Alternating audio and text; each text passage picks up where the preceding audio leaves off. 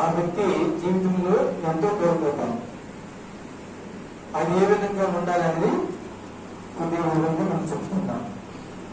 సహనం లేని వారు ప్రతి విషయంలోనూ హడావుడి పడుతూ అడుగు ఆందోళనలు లోనవుతుంటారు.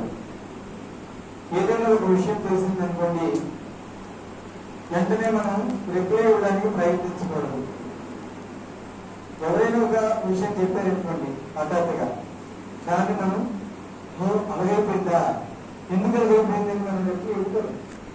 కొంచెం ఆలోచించి తెలుసుకొని ఒక 2 నిమిషాలు ఆలోచిస్తే మనకి ఆ జవాబు దొరుకుతుంది బయట ఫ్రెండ్స్.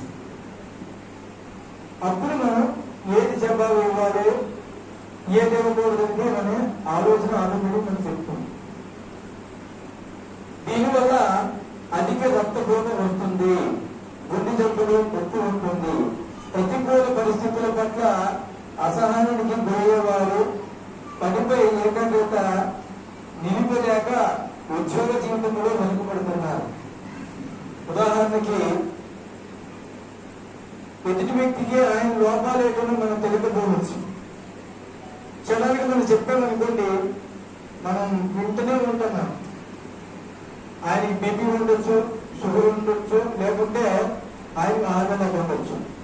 మనం చెప్పిన మాట అది చిన్నదైన అవ్వచ్చు, కానీ వినేవాళ్ళకి ఏముంటది, అయ్యో ఇలాగైపోయిందా. ఆ క్షణానికి ఆయన ఎమోషన్ అయ్యి టక్కన ఏం చేస్తాడు, పడిపోవడం కానీ ఆ ఆటోగ్రత ప్రారంభం జరుగుతుంది. వాటి వల్ల ఇరుపక్షాలు నష్టపోవడం జరుగుతుంది. అందు గురించి మనం ఏది చెప్పాలంటే చెప్పేవాళ్ళని చెప్తే వినేవాడు కూడా వినే విధంగా రిసీవ్ చేసుకుంటాడు మెసేజ్.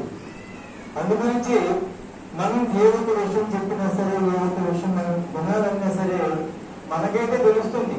ఏదో ఒక విషయం తెలిసినా అంతేనే, సరే రేపు చూద్దాంలా, లేకపోతే తర్వాత ఆలోచిద్దాం, మన ధ్యానం అంటాం. కానీ ప్రాపంచిక జీవితంలో బ్రతుకున్న వాళ్ళు ఏం చేస్తారు, సమాజం గురించి తెలియదు, లేదంటే సమాజం ఏంటంటే అవగాహన లేని వాళ్ళు, ఈ ధ్యానం అంటే ఏమి తెలియని వాళ్ళు, నిత్య జీవితంలో జరుగుతున్న వర్తమాన విషయాలు తెలియకపోగా ఏం చేస్తారు అంటే ఎప్పుడు ఇవ్వడం కానీ, వాడు అలాంటి కూడా వీడు ఎలాంటి వాడిని చెప్పడం కానీ జరగడం వల్ల ఎదుటి వ్యక్తులకి ఇబ్బంది అవుతారు కూడా.